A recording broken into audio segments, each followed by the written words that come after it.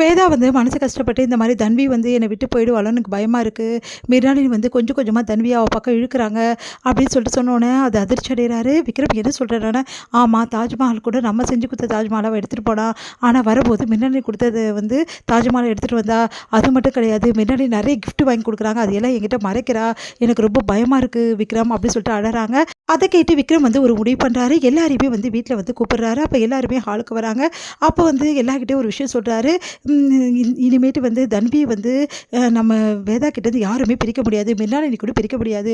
அந்த அளவு ஒரு விஷயம் நான் பண்ண போகிறேன் அப்படின்னு சொல்லி சொன்னோன்னே எல்லாரும் அதிர்ச்சி அடைகிறாங்க. என்ன பண்ண போகிறீங்க அப்படின்னு சொல்லி சொன்னோன்னே, மிர்னாலினிக்கும் தன்விக்கும் இருக்கிறது பயாலஜிக்கல் வந்து கனெக்ஷன் தான், மற்றபடி வேறு எந்த பாசமும் கிடையாது. ஆனால் தன்விக்கும் வந்து வேதாக்கு இருக்கிறது ரொம்ப உணர்வுபூர்வமான அன்பு. அதனால் அந்த அன்பு தான் நிரந்தரமானது. அதுக்கு ஏதாவது நான் பண்ணியே தீரணும், மிர்னாலினி இது வந்து விலக்கே ஆகணும், அதுக்கு நான் ஒரு முடிவு பண்ணியிருக்கேன் அப்படின்னு சொல்லிட்டு சொல்கிறாரு.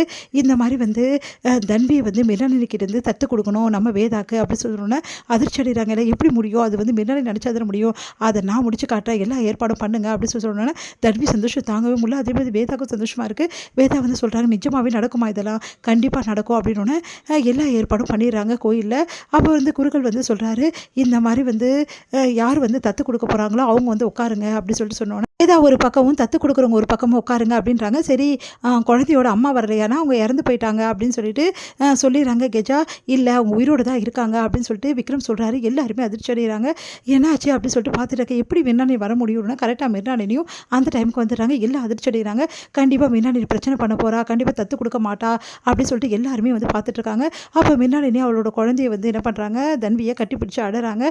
நான் வந்து கண்டிப்பாக தத்து கொடுக்குறேன் அப்படின்னு எல்லாருமே அதிர்ச்சி அடைகிறாங்க. மிர்னாலினி எப்படி ஒத்துக்குனா ஒன்றுமே புரியலையே அப்படின்னு சொல்லிட்டு எல்லாரும் பார்த்துட்ருக்காங்க. நல்லபடி வந்து அந்த ஃபங்க்ஷனை வந்து நடத்திடுறாங்க. மிர்னாலினி வந்து தன்னோட குழந்தைய தன்வியை வந்து வேதாக்கு தத்தும் கொடுத்துட்றாங்க.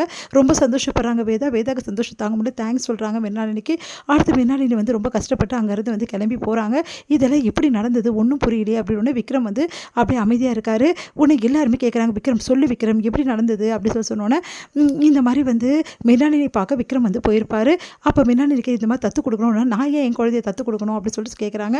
அப்போ வந்து சரி நீ தத்து கொடுக்க வேணாம், ஆதி சொன்னால் செய்வேல அப்படின்னா ஆதி அதிர்ச்சி அடைகிறாரு. நான் ஏன் சொல்லணும் அப்படின்னா, நீ சொல்லுவ பெரிய ப்ராஜெக்ட் ஒன்று வருது, அந்த ப்ராஜெக்டை உனக்கு நான் விட்டு கொடுத்துட்றேன், அதில் கோடிக்கணக்கான பணம் கிடைக்கும், அது வேணுமா இல்லை தத்து கொடுக்கணுமா அப்படின்னு சொல்லி சொன்னோன்னே நிறைய வந்து பணமும் நான் தரேன் அப்படின்னு சொல்லி சொல்கிறாங்க. அதனால் ஆதி வந்து சரி ஓகே, இது என்ன ஒரு சம்பிரதாயம் சாங்கியம் தானே, இதெல்லாம் ஒரு பெரிய விஷயமா கோர்ட்டே சொல்லிடுச்சு, அதெல்லாம் ஒன்றும் பிரச்சனை கிடையாது, நீ இப்போ பண்ணிவிடு அப்படின்னோடனே வேறு வழி இல்லாமல் மிர்னாலினி வந்து ஆதிக்காக ஒத்துக்கிறாங்க. அடுத்து வந்து இதான் நடந்தது அப்படின்னு எல்லாம் அதிர்ச்சி அடைகிறாங்க. பாத்தியா அவளுக்கு பணம் தான் முக்கியமாக போச்சு அப்படி சொல்லிட்டு பேசுகிறாங்க எல்லாருமே. அதை கேட்டு சரி எப்படியோ நல்லபடி நடந்துடுச்சு, தன்வி இதுக்கப்புறம் யாருமே பிரிக்க முடியாது அப்படின்னு சொல்லிட்டு தன்வியும் வந்து வேதாவும் ரொம்ப சந்தோஷமாக போகிறாங்க. இங்கே வந்து விக்ரம் கிட்டே வந்து நம்ம தன்வியும் வந்து நம்ம வேதாவும் வந்து அப்படியே வந்து கட்டி பிடிச்சிட்டு சந்தோஷப்படுறாங்க. இதை பார்த்து வந்து எல்லாருமே சந்தோஷப்படுறாங்க. இந்த சூழ்நிலையில் வேதா என்ன பண்ணுறாங்க, விக்ரம் கூப்பிட்றாங்க. எப்படி இதெல்லாம் நடந்தது, உண்மையிலே காசுக்காக தான் ஒத்துக்கிட்டாங்களா வேறு ஏதாவதா அப்படின்னோடனே, இல்லை இல்லை காசுக்காக தான் ஒத்துக்கிட்டாங்க, எந்த பிரச்சனையும் கிடையாது பார்த்துக்கலாம் அப்படின்னோடனே இங்கே வந்து மிர்னாலினி ரொம்ப மனசு கஷ்டப்பட்டு அழுதுட்டுருக்காங்க. அப்போ வந்து ஆதி வந்து கேட்குறாரு, எதுக்காக நீ இப்படி அழுதுட்டுருக்க அப்படின்னோடனே, அவங்ககிட்ட இந்த பெரிய ப்ராஜெக்ட் நம்மளுக்கு வந்துடுச்சு, அதுக்கப்புறம் நிறைய பணமும் வந்துடுச்சு, இதுக்கப்புறம் என்ன சந்தோஷமாக வாழ வேண்டியதானே அப்படின்றாங்க. உடனே வந்து அப்போ கூட நான் பண்ணது ரொம்ப பெரிய தப்புன்னு நினைக்கிறேன் அப்படின்னா, அதெல்லாம் ஒன்றும் கிடையாது, இதெல்லாம் சும்மா சம்பிரதாயம் சாங்கியம், இதெல்லாம் ஒரு பெரிய விஷயமே கிடையாது, இதெல்லாம் தூக்கி போடு அப்படின்றாரு. பார் மிர்னாலினி நான் இருக்கேன் உன் கூட அப்படின்னு சொல்லிட்டு ஆதி சொன்னோன்னே சரின்றாங்க மிர்னாலினியும். இதோட முடியுது.